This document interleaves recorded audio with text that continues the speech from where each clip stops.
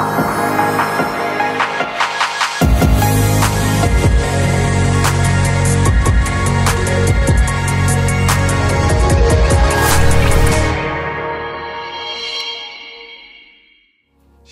apa kabar? Wow, senang bisa ada di tempat ini bersama Bapak Ibu Saudara sekalian. Dan saya juga menyambut Bapak Ibu Saudara sekalian yang mungkin bersama kami di dalam online platform, di YouTube maupun di Facebook, ya.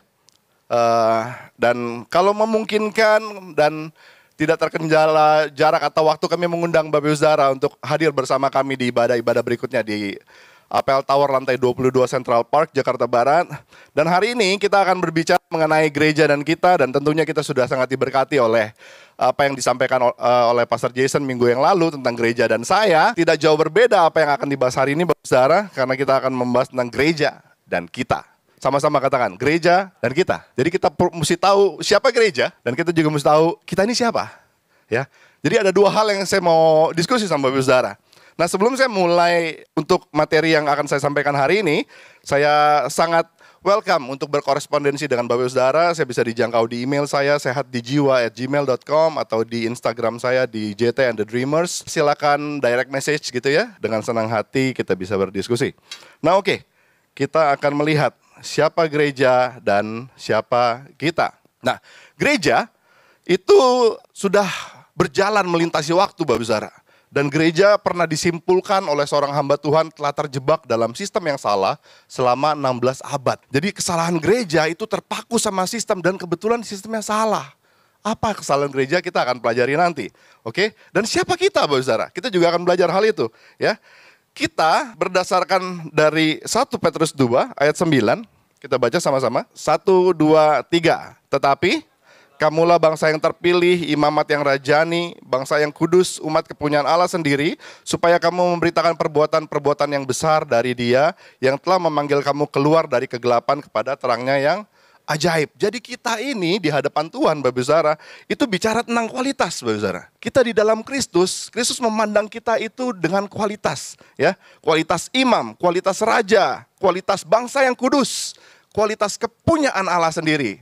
Nah, kita harus paham siapa kita di hadapan Tuhan, Bapak Saudara. Nah, selanjutnya kalau kita mau bicara mengenai gereja, kita harus belajar dari sejarah.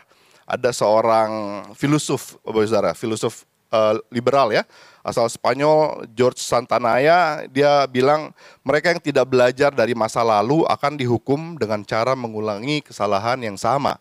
Jadi oleh karena itu, Bapak Saudara, kita anak-anak Tuhan, orang-orang percaya, kita mesti paham sejarah, ya, karena pada faktanya kita yang nggak belajar sejarah umumnya tuh kita mengulangi kesalahan apa yang sudah pendahulu-pendahulu kita buat, Bapak Saudara.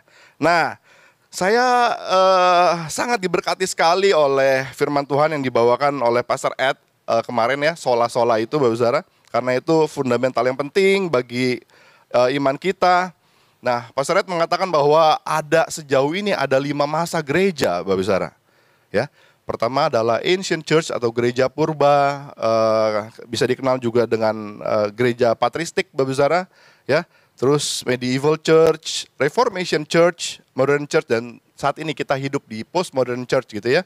Nah, masing-masing zaman ini, Bapak Saudara, itu punya ciri khas, punya karakternya sendiri. Saya akan bahas mengenai 2 yang pertama, Ancient Church dan juga Medieval Church gitu ya. Pertama itu zaman patristik. Patristik itu diambil dari bahasa Latin gitu, Bapak Saudara ya. Bahasa Yunani juga, pater gitu, artinya bapa. Jadi di zaman ini adalah zaman bapak-bapak gereja. Gereja pada waktu itu dimulai langsung oleh murid-murid Tuhan Yesus, Bapak Saudara. Murid Tuhan Yesus ada berapa? Ada 12. Ayo kita buka. Lukas 10 ayat 1 sampai 12. Saya boleh minta bantuan multimedia? Lukas 10 ayat 1 sampai 12. Kita baca sama-sama. Nah, coba baca perikopnya, Bapak Saudara. 1, 2, 3. Yesus mengutus 70 murid. Jadi selain 12 murid, Yesus itu punya another 70 murid, Bapak Saudara. Ya, nanti Saudara baca nih, Lukas 10 ayat 1 sampai 2, bahwa Yesus itu selain punya 12 murid, dia juga mengutus 70 murid. Bagaimana Tuhan memberikan misi, Bapak Saudara. Nah, keberadaan gereja ini erat kaitannya dengan Missio Dei. Missio Dei itu artinya sama seperti Kristus yang datang ke dunia ini punya misi menyelamatkan saudara dan saya. Gereja juga datang ke dunia, diutus Tuhan sebagai terang dan garam, itu dengan misi, Bapak Saudara. Nah, kita mau belajar kesalahan gereja dan kita akan bisa lihat secara outline nanti, secara garis besar bahwa gereja yang tidak terkoneksi dengan misi Allah biasanya jadinya error, Bapak Saudara. Oke, pertama ancient church. Ya, ini adalah zaman para rasul, zaman anak murid dari murid langsung, Bapak Saudara, zaman cucu murid dari rasul-rasul, Bapak Saudara. Kita tahu, Bapak Saudara, pengarang Injil Matius, Markus, Lukas misalkan. Markus, apakah Markus itu murid Tuhan Yesus termasuk dalam 12 murid? Kita tahu bahwa Markus bukan murid langsung dari Tuhan Yesus, Bapak Saudara. Bagaimana dengan Lukas? Nah, sama, Bapak Saudara. Tapi kalau saudara perhatikan di 70 murid dan dengan silsilah murid-murid, Markus dan Lukas juga ada di sana. Ya, jadi kita bisa lihat kemurnian Injil bahwa mereka ini juga dipakai Tuhan menyaksikan langsung kehidupan Yesus, Bapak Saudara. Oleh karena itu mereka mampu menuliskan dan menceritakan ajaran-ajaran Yesus. Nah, bedanya keilmuan sama teologi adalah gini, Bapak Saudara. Kalau keilmuan, misalkan saya berangkat dari masa tahun 2000, gitu kan. Tiba-tiba kemajuan teknologi mengajarkan kita suatu hal yang baru. Ada temuan terbaru, Bapak Saudara. Ya, 2001 ada teori baru. Berkembang lagi 2002 ada teori baru. 2003 ada teori baru. Sampai 2023 banyak perkembangan update dari dunia sains misalkan. Nah, tapi teologi itu tidak demikian. Teologi pemahamannya ada di masa lampau. Oleh karena itu, teologi itu sifatnya kita harus belajar dari saksi-saksi langsung, Bapak Saudara. Kalau ada yang bilang satu kitab menerangkan mengenai Injil dan ditulis 500 tahun setelah Yesus mati, Bapak Saudara, ya kita perlu ragukan kitab itu. Yang benar yang mana? Kalau ada kejahatan, misalkan Bapak Saudara ya, ada kejadian nih, misalkan kecelakaan deh. Terus udah gitu, yang dimintain saksi, itu orang yang ada di tempat kejadian, apa yang 5 tahun kemudian baru tahu kisah itu? Ya tentu orang yang ada di tempat kejadian. Nah, kalau saudara mau belajar mengenai kisah hidup Yesus, jangan belajar dari kitab-kitab lain. Belajar dari kitab yang ditulis oleh saksi langsung. Siapa? Para murid, Bapak Saudara. Oke? Nah, di ancient church ini gereja berkembang secara militan, Bapak Saudara. Ya, dan di Antioquia itu murid-murid pertama kali disebut sebagai pengikut Kristus atau Kristen. Itu di Antioquia. Karena apa? Karena pergerakannya senyap tapi dahsyat, Bapak Saudara. Dan di ancient church ini juga penganiayaan terjadi begitu luar biasa. Bapak-bapak gereja itu, saudara, biasanya kematiannya tuh nggak pernah wajar. Oke? Kalau saudara pelajari sejarah gereja, kematian para bapak-bapak gereja mempertahankan iman mereka supaya bisa kita nikmati sekarang, itu luar biasa, saudara. Biasanya ya, yang umum-umum tuh dipenggal, itu udah baik. Biasanya dirajam, ditimpukin batu, Bapak Saudara. Terus udah gitu dibarisin di jalan raya kota, terus udah gitu apa, Bapak Saudara? Dibakar dan hamba Tuhan, mungkin bapak gereja yang bodinya kayak saya nih, banyak lemak ya, Bapak Saudara ya.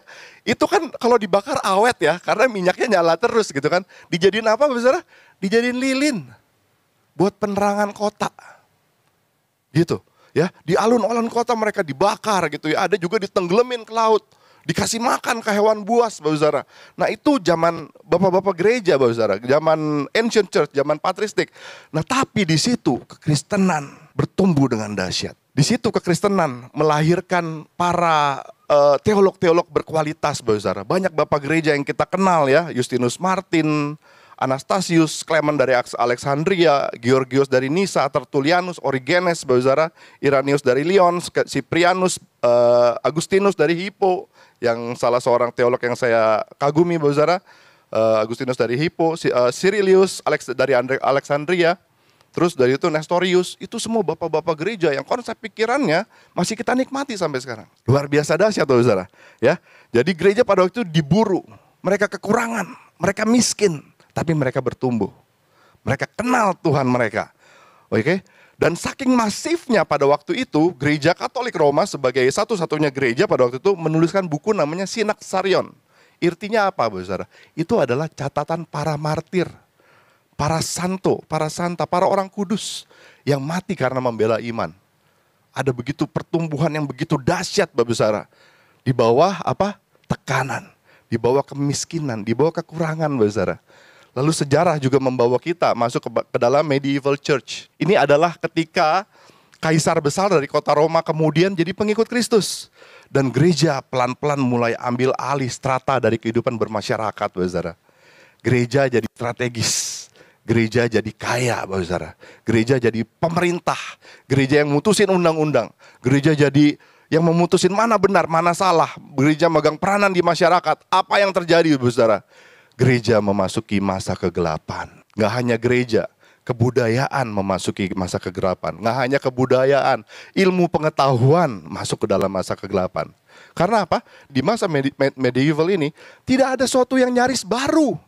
Teolog-teolog nggak tumbuh, saudara. Pengajaran baru gitu, pengajaran yang diungkapkan oleh Roh Kudus, itu selalu dianggap sesat. Jangankan pengajaran teologi ya saudara ya, pengetahuan pun kalau dirasa-rasa bertentangan dengan pengajaran gereja, ilmuannya dibunuh saudara, dipenjara, diasingkan. Jadi saudara bisa melihat bagaimana gereja ketika dalam tekanan dan bagaimana ketika gereja nyaman saudara. Bagaimana gereja ketika melakukan missio Dei, misinya Allah, dan bagaimana kalau gereja menjadi Allah itu sendiri. Dia set the rules. Outputnya sangat beda, saudara. Ya, jadi medieval church ini berlangsung pada tahun 5 sampai 15 Masehi. Ini periode kekuasaan gereja ya. Jadi selain error yang pada waktu itu Pastor Ed juga sempat cerita ya, surat indulgensi, karena gereja itu pengen bikin gereja megah, gereja bagus, gereja tarik dana dari umat gitu, dan dia jual surat pengakuan dosa. Jadi baik kepada yang hidup maupun yang mati, yang dosanya udah mau diampuni sama gereja pada waktu itu, dijual surat indulgensi. Jadi tinggal catat dosa kita apa, kita beli suratnya, kita catat dosa kita diampuni, saudara. Ya kan? Nah, itu hanya satu dari sekian banyak kesalahan gereja. Ada seorang ilmuwan namanya Nicolaus Copernicus, saudara. Dia punya teori itu heliocentrik namanya. Kata si Copernicus bilang, sebenarnya bumi itu bukan pusat dari tata surya, dia bilang gitu, tapi matahari. Nah, pemahaman gereja pada waktu itu, bumilah pusat dari tata surya, saudara, berdasarkan beberapa ayat di kitab suci gitu ya. Bumi itu pijakan kaki Allah gitu kan, langit tumpuan kaki Allah gitu, langit tahtanya. Jadi kesannya bumi itu sebagai core dari semesta.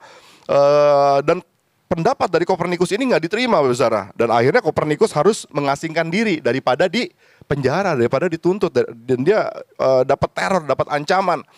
Muncul kemudian ilmuwan baru namanya Giordano Bruno, saudara. Itu seorang keilmuan matematika dan filsafat. Dia bela teorinya Kopernikus. Dia bilang matahari inilah yang dikelilingi sama eksoplanet. Dan bumi merupakan salah satu dari eksoplanet, begitu ya. Dan akhirnya, saudara, apa? Giordano ini dihukum mati dengan cara dibakar hidup-hidup di Campo di Fiori, yaitu alun-alun kota Roma. Siapa yang menghukumnya? Gereja yang menghukumnya. Wow, luar biasa ya. Nah, terus belum lagi kisah dari kaum heretics, itu kaum Yahudi. Ya, pada waktu itu mereka masih kaum Yahudi yang hidup berdasarkan norma-norma, aturan-aturan perjanjian lama. Jadi dia nggak makan makanan yang nggak halal, nggak makan babi gitu, saudara ya. Terus dia kalau hari Sabtu masih pakai baju lenan gitu ya, baju kain sutra gitu kan. Dan kaum ini diburu sama gereja pada waktu itu. Ketemu 300 sampai 400 orang, saudara. Saudara tahu apa yang terjadi sama 300 orang dan perseorang kaum Yahudi ini? Dibantai, saudara. Siapa yang bantai? Gereja yang bantai. Dan keturunan-keturunan sesudahnya dikasih pengampunan. Kalau apa? Kalau anak dan cucu mereka mau dibaptis. Lucu banget ya gereja pada waktu itu ya. Jadi kesalahan gereja adalah ketika gereja pegang power, saudara. Gereja pegang kuasa, gereja nyaman, maka gereja jadi salah. Tapi selama gereja itu missio Dei, mengemban misi Allah, maka gereja itu bertumbuh. Gereja jadi sejati, gereja jadi benar. Oke, kita akan lanjutkan terus. Jadi reformasi, modern church, postmodern church itu kita akan bahas di kesempatan yang lain. Nah, ini sempat heboh nih kemarin, saudara. Ya, jadi ada film dokumenter di Netflix, judulnya In the Name of God, A Holy Betrayal. Itu menceritakan tentang satu sekte yang tadinya gereja, saudara. Ya, tadinya gereja, pendetanya namanya Jeong Myung Seok gitu ya. Pada tahun 1945 dia mendirikan sebuah gereja namanya The Providence ya, nama gereja The Providence Jesus Morning Star, bilangnya gitu. Nah kemudian gereja ini mendapatkan umat yang banyak Sampai ketika dia mendapatkan umat yang banyak, Bapak Saudara, dia mengajarkan sebuah teologi yang baru bahwa dia adalah reinkarnasi dari Yesus. Jadi pendetanya mengaku bahwa dia adalah Tuhan, Bapak Saudara, ya. Terus khotbah-khotbahnya dia sering bernubuat, dan lucunya lagi nubuatannya jadi kenyataan, Bapak Saudara. Nah, makin percayalah umat. Nah, ada satu pola pengajaran dia, pengudusan itu dilakukan dari pendeta ke umat dengan cara disetubuhi, Saudara. Oleh karena itu pendeta ini korbannya ribuan wanita. Jadi perempuan-perempuan muda dikumpulkan gitu dalam satu retreat gitu ya. Udah gitu dilecehkan secara seksual oleh pendeta ini, Bapak Saudara. Dan ini kasus menghebohkan sekali, Bapak Saudara. Dan ini adalah sebuah potret dari sebuah sekte yang lahir dari gereja, Bapak Saudara. Nah, ada juga satu cerita yang lain lagi. Ini juga menarik, Bapak Saudara. Keep Sweet, Pray and Obey. Ini juga didokumentasikan oleh Netflix. Kisah dari gereja Mormon. Nah, supaya saudara bisa capture sedikit. Jadi gereja Mormon itu didirikan pada tahun 1823. Namanya pendirinya, foundernya adalah Joseph Smith. Dia bukan aliran mainstream, Bapak Saudara ya. Dia bukan gereja. Saya menolak untuk bilang Mormon itu adalah gereja. Meskipun faktanya mereka menamakan diri mereka gereja. Jadi si Joseph Smith ini mengaku mengalami perjumpaan dengan Allah Bapa. Dan Allah Bapa bilang bahwa semua dunia ini udah rusak dan gak bisa diselamatkan. Hanya Joseph Smith dan pengikut-pengikutnya lah yang akan diselamatkan. Oleh karena itu Joseph Smith ini nulis Alkitab baru, saudara. Ya, dia tulis Alkitabnya gereja Mormon gitu ya, Mormonis Bible gitu. Dan dalam doktrinnya dia bilang Allah Bapa itu punya tubuh jasmani. Kita kenal bahwa yang punya tubuh jasmani adalah Allah Anak, Tuhan kita, Yesus Kristus, ya kan? Nah, tapi Mormon ini bilang Allah Bapa ini punya tubuh jasmani gitu ya. Terus udah gitu tidak ada gereja Yesus yang sejati di muka bumi ini kecuali gereja Mormon, Bapak Saudara. Nah, lalu gereja Mormon meyakini bahwa orang mati yang belum dibaptis itu bisa diselamatin dengan cara digantiin sama keluarga-keluarganya. Jadi banyak pengajaran-pengajaran aneh, Bapak Saudara. Terus udah gitu ada satu cabang Mormon ya di Amerika, Bapak Saudara, namanya Fundamentalist Church of Jesus Christ, FLDS gitu. Dia hamba Tuhannya itu pendetanya itu mengajarkan bahwa Tuhan yang bicara langsung melalui dia. Ingat baik-baik, Saudara. Hamba Tuhannya, pendetanya bilang kalau Tuhan bicara langsung sama dia dan umatnya harus nurut. Ingat baik-baik, Saudara. Saya pindah lagi. Hamba Tuhannya bilang kalau Allah berbicara melalui dia dan umatnya harus nurut. Polanya begini. Polanya selalu begini. Oke? Nah, jadi dia bilang, kasih uang ke gereja. Umatnya kasih. Akhirnya dia beli apa? Maksudnya dia bangun apa? Dia bangun satu kota di pedalaman. Begitu kotanya jadi, dia dibilang ini adalah kota Allah. Dan kemudian semua orang yang menikah harus sesuai petunjuk dari si pendeta ini. Kamu menikahnya sama dia. Itu anak kamu, istri jadi istri saya nanti. Anak kamu jadi istri saya. Akhirnya dia punya istri 70 apa 80 orang, Bapak Saudara. Polanya selalu seorang hamba Tuhan mengaku bahwa dia ketemu dengan Allah. Allah berbicara hanya melalui dia, eksklusif. Nggak bisa berbicara melalui orang lain, hanya melalui dia. Dan umat harus nurut apa kata pendetanya. Biasanya ending-endingnya seperti ini. Ya, nah itu kita perlu belajar dari sejarah kesalahan-kesalahan gereja. Supaya apa? Supaya kita tidak mengulanginya. Yang mau katakan amin? Yes. Nah, jadi kalau gitu, Bapak Saudara, pertanyaannya, gereja yang benar tuh gimana sih? Supaya saya nggak salah pilih gereja yang benar itu kayak gimana? Masalah ini nggak hanya dipikirkan sama kita, Bapak Saudara. Keraguan ini nggak hanya dipertanyakan sama umat zaman sekarang, zaman postmodern. Tapi dari zaman patristik, itu bapak-bapak gereja udah nanya, gimana cara supaya umat ini mengenal gereja yang sejati? Nah, di konsili itu adalah pertemuan para kudus, para bapak gereja. Itu produk dari konsili adalah melalui karya Roh Kudus, melalui bimbingan Roh Kudus yang kita percaya menggerakkan bapak-bapak gereja. Mereka mensortir kitab-kitab dan dibukukan menjadi Alkitab yang kita pegang sekarang, Bapak Saudara. Ya, itu hasil dari konsili Nisea pada waktu itu. Jadi ada konsili-konsili berikutnya, Konstantinopel, Efesus gitu ya. Dan salah satu produk dari konsili adalah yang membantu umat supaya kita nggak salah memahami ajaran gereja. Lahirlah Apostle Creed, oke? Nah, Apostle Creed ini, ayo kita baca sama-sama, Bapak Saudara ya. Ini bagus sekali, semuanya jelas, ya. Kita baca sama-sama 1, 2, 3. Aku percaya kepada Allah, Bapa yang Maha Kuasa, Khalik langit dan bumi, dan kepada Yesus Kristus anaknya yang tunggal Tuhan kita, yang dikandung daripada Roh Kudus, lahir dari anak darah Maria, yang menderita sengsara di bawah pemerintahan Pontius Pilatus, disalibkan, mati dan dikuburkan, turun ke dalam kerajaan maut. Pada hari yang ketiga bangkit pula dari antara orang mati, naik ke surga, duduk di sebelah kanan Allah, Bapa yang Maha Kuasa. Dan dari sana ia akan datang untuk menghakimi orang hidup dan yang mati. Aku percaya Roh Kudus, gereja yang kudus dan persekutuan orang kudus, pengampunan dosa, kebangkitan orang mati, dan kehidupan kekal.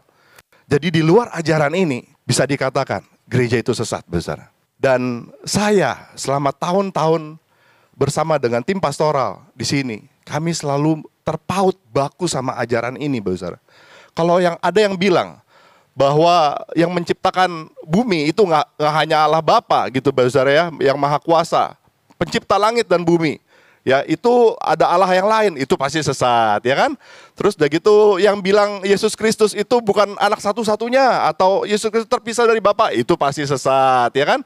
Terus udah gitu dikandung daripada Roh Kudus, lahir dari anak darah Maria, yang bilang Yesus itu lahir dari perkawinan antara Maria dengan suaminya, itu juga sesat. Jadi patokannya ini aja, saudara. Ini sudah disediakan sama kita.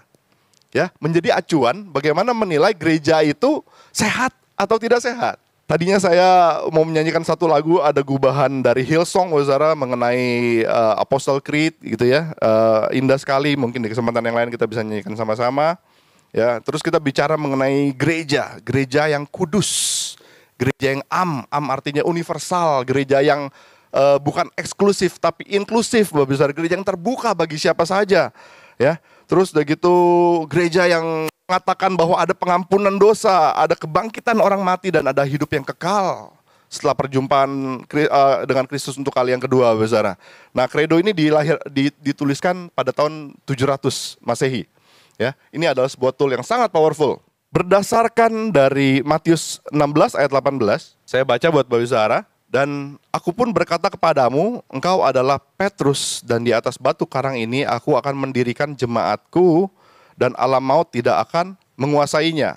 Nah, dalam penulisan bahasa asli, Bapak Zahra, dituliskan dengan oikodominos mautin Eklesian. Jadi jemaat yang Tuhan maksud itu ditulis dengan eklesian atau eklesia, Bapak Zahra, eklesia.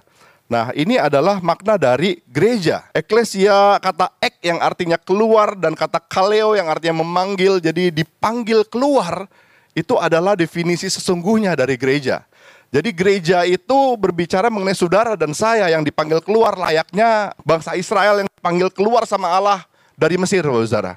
Nah, kita dipanggil keluar dari dosa, kita dipanggil keluar dari maut, kitalah gereja, kitalah eklesia itu. Coba tunjuk kiri kanannya, kamu itu umat Allah, kamu eklesia. Yes. Ya, eklesia ini berbicara mengenai kemerdekaan, Bapak Zahra. Nah, di dalam bahasa Portugis namanya igreja, artinya persekutuan orang yang dipanggil keluar dari kegelapan menuju terangnya yang ajaib. Dalam bahasa Yunani disebut sebagai kuriake atau kuriakon. Nah, ini saudara mesti bedakan ya, eklesia sama kuriakon. Eklesia ini juga dari bahasa Yunani. Ada tulisan lain itu di Matius disebutkan dengan kuriake atau kuriakon. Artinya apa? Milik kepunyaan Allah sebagai kata ganti tempat, ya. Jadi kalau tempatnya, gedungnya secara fisik itu dituliskan sama firman Tuhan sebagai kuriakon, tapi gereja dituliskan sebagai eklesia. Jadi gedung APL lantai 22 ini adalah kuriakon. Tuhan nggak tertarik sama kuriakon. Saudara, sebelah saudara, kiri dan kanan, tetangga saudara nih, saya, itu adalah eklesia. Orang yang umat yang dipanggil keluar. Tuhan sangat tertarik sama saudara. Tuhan sangat tertarik sama tetangga-tetangga saudara, depan belakang saudara. Tuhan tertarik sama kita semua. Ya, jadi gereja bukan kuriakon. Gereja adalah eklesia. Nah, terus dalam bahasa Ibrani dituliskan dalam Septuaginta diterjemahkan sebagai kahal, artinya umat yang adalah kepunyaan Allah, berada di dalam kedaulatan Allah. Jadi Allah yang memerintah sendiri sama umat ini. Bayangkan saudara, sejatinya kita ini umat yang diperintah Allah, yang memimpin kita adalah Kristus sendiri. Nah, ini adalah tugas panggilan gereja, Missio Dei. Sama seperti Allah yang lahir dengan misi, kita juga lahir dengan misi, Bapak Saudara. Nah, jadi gereja yang sehat itu harus memenuhi 4 unsur ini. Kalau supaya saudara yakin bahwa saudara bertumbuh di tempat yang tepat, gereja yang sehat itu harus pertama punya tugas dari panggilan Allah adalah koinonia. Jadi koinonia ini adalah bersekutu. Bersekutu sama siapa? Bersekutu ke atas dan bersekutu ke samping, saudara. Bersekutu sama Bapa dalam penyembahan dan bersekutu dengan sesama, saudara. Koinonia gitu ya. Gereja Galilea tempat ini gitu kita punya worship ministry dan kita punya fellowship ministry. Tepuk tangan dong buat worship team kita dan juga fellowship ministry kita. Saya kagum banget kalau kita bicara fellowship ministry. Saya luar biasa bangga sama teman-teman yang ada di fellowship ministry. Mereka nggak banyak bicara, mereka banyaknya bertindak, Bapak Saudara. Ya. Nah, jadi koinonia itu dari Efesus 4 ayat 3, kita diperintahkan untuk berusaha memelihara kesatuan roh oleh ikatan damai sejahtera. Jadi tugas gereja itu adalah memelihara kesatuan roh dalam pertemuan-pertemuan ibadah. Jadi gereja ya sejatinya harus menjadi penyelenggara ibadah, Bapak Saudara. Nah, yang kedua adalah maturia. Maturia itu adalah bersaksi. Buah, Bapak Saudara. Pohon yang ditanam dengan tanah yang tepat, dengan gizi yang tepat, paparan sinar matahari yang tepat, pasti berbuah. Saudara, kalau mau berbuah caranya gampang. Pastikan diri saudara nempel sama pokok pohon, Bapak Saudara. Karena di luar dia, kita nggak bisa berbuah. Nah, marturia ini berbicara mengenai bersaksi. Tugas gereja adalah bersaksi.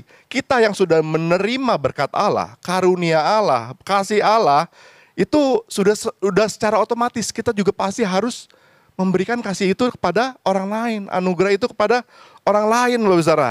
Nah, yang ketiga, diakonia. Sama seperti Kristus yang datang bukan untuk melayani tapi untuk dilayani. Gereja juga punya panggilan diakonia, ya. Nah, terus udah gitu didaskalia, bagian dari gereja untuk mengajar. Nah, saudara perhatikan 4 ini. Marturia, bersaksi, diakonia, melayani untuk saudara melayani. Kita di sini punya ministry, Bapak Saudara. Oke? Terus udah gitu untuk didaskalia, kita punya discipleship, oke? Dan saudara untuk bersaksi, kita punya mission. Jadi kita punya 4 tugas gereja dalam 5 pilar gereja kita. Tepuk tangan buat Galilea Church Indonesia, Bapak Saudara. Nah, kita adalah gereja yang gak sempurna. We are people. Kita di sini kita pengen genuine, kita pengen apa adanya. Kita pengen jadi pengemban tugas gereja, Bapak Saudara. Nah, saudara harus menganggap gereja itu bukan serangkaian misi atau serangkaian tugas. Saudara berada di gereja selayaknya seperti saudara berada di sekoci. Dengan saudara berada di sini, saudara lagi menyelamatkan diri saudara sendiri. Ya, yang mengerti katakan amin. Ya, saya lanjutkan. Tadi kita berbicara mengenai gereja, Bapak Saudara. Sekarang kita berbicara mengenai kita. Saudara dan saya, aku, kamu, kita. Ya, mari kita baca sebuah ayat dari Yohanes 14 ayat yang pertama. Saya baca buat Bapak Saudara, kita baca sama-sama deh ya. 1, 2, 3. Aku berkata kepadamu, sesungguhnya barang siapa percaya kepadaku, ia akan melakukan juga pekerjaan-pekerjaan yang aku lakukan, bahkan pekerjaan-pekerjaan yang lebih besar daripada itu. Sebab aku pergi kepada Bapa dan apa yang kamu minta dalam namaku, aku akan melakukannya, supaya Bapa dipermuliakan di dalam Anak. Jika kamu minta sesuatu kepadaku dalam namaku, aku akan melakukannya. Jadi saya mau highlight bahwa sesungguhnya barang siapa percaya kepadaku, barang siapa percaya sama Tuhan. Siapa yang percaya sama Tuhan? Angkat tangannya. Saudara percaya sama Tuhan? Ada ciri-cirinya, saudara. Orang yang percaya sama Tuhan itu ada ciri-cirinya. Ya, ciri-cirinya adalah ia akan melakukan juga apa?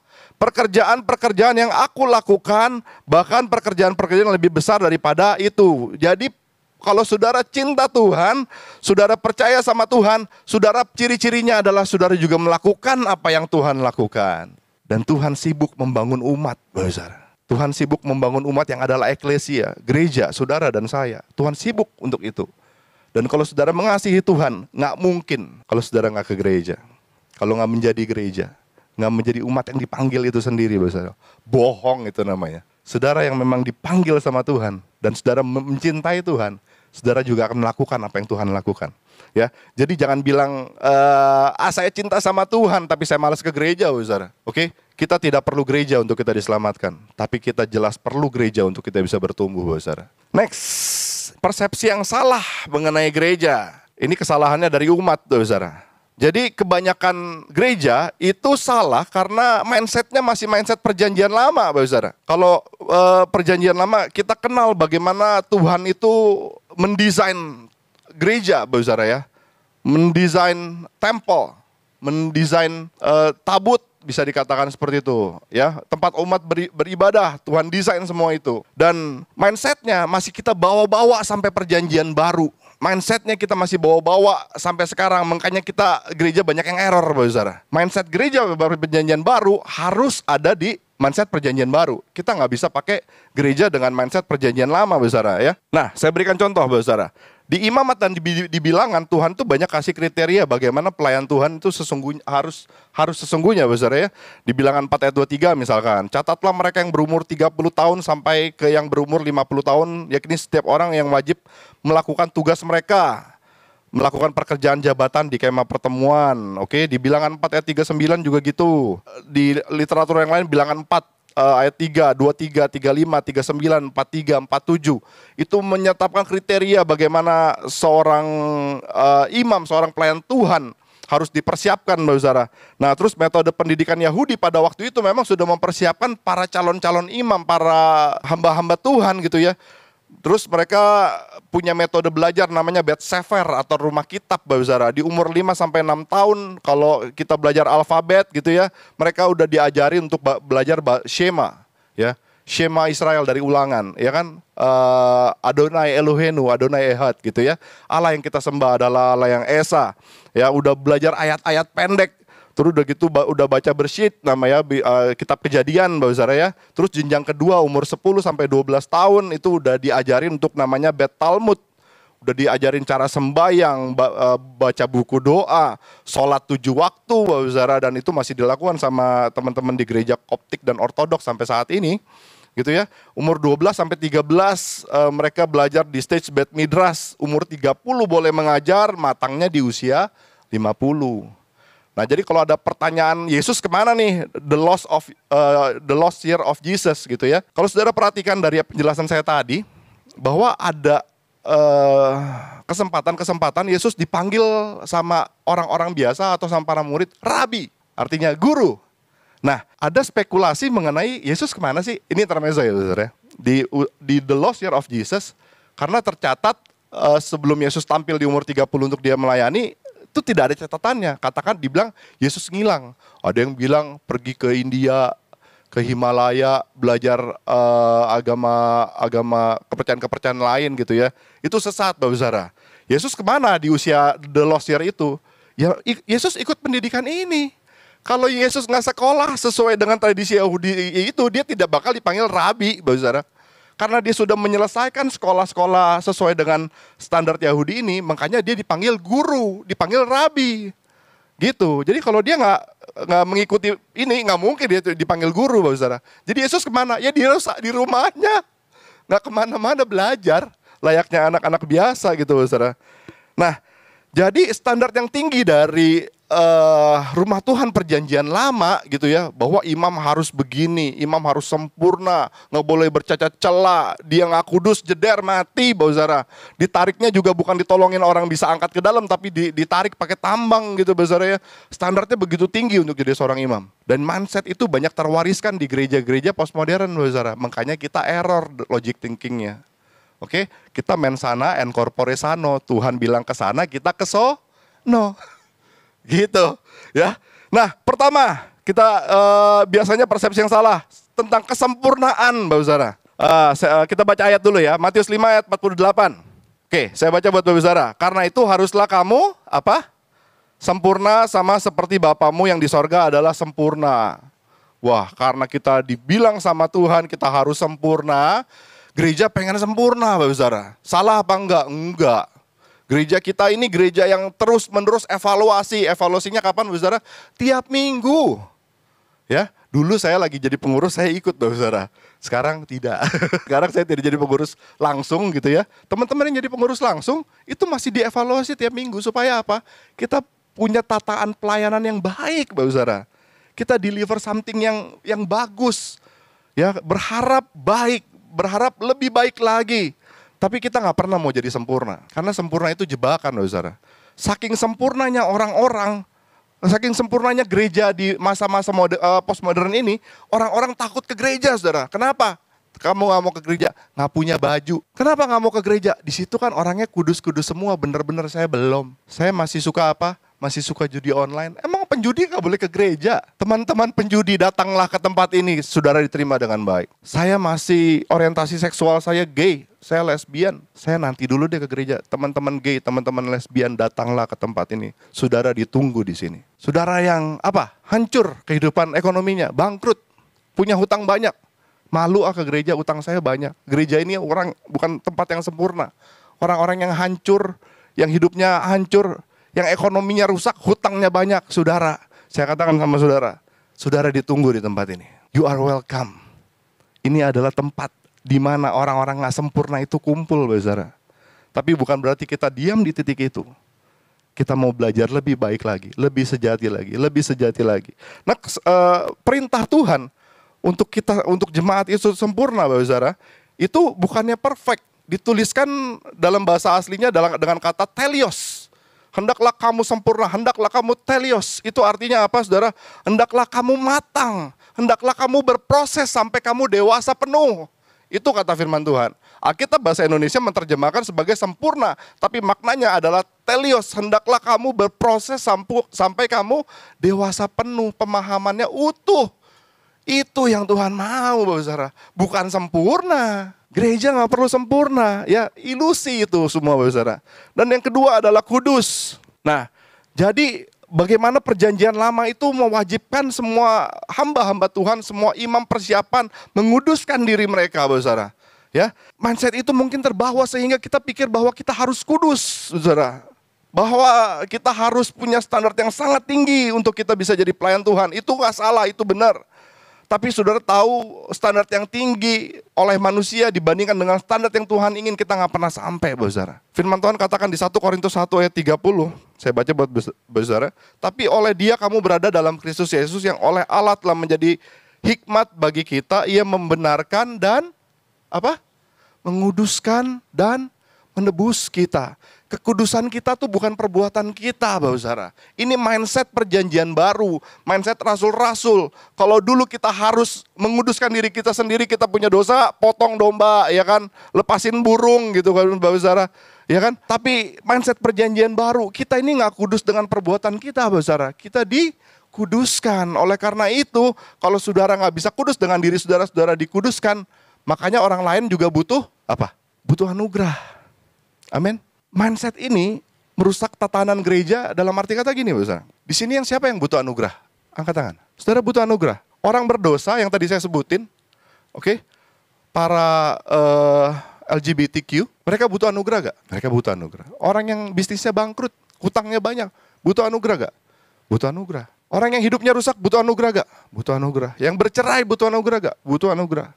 Kalau yang rusak itu WL gimana, Bapak Saudara? Oh gak boleh dong, mereka gak boleh rusak, mereka kan hamba Tuhan. Kalau yang ternyata cacat secara ekonomi itu adalah small group leader saudara gimana? Boleh gak?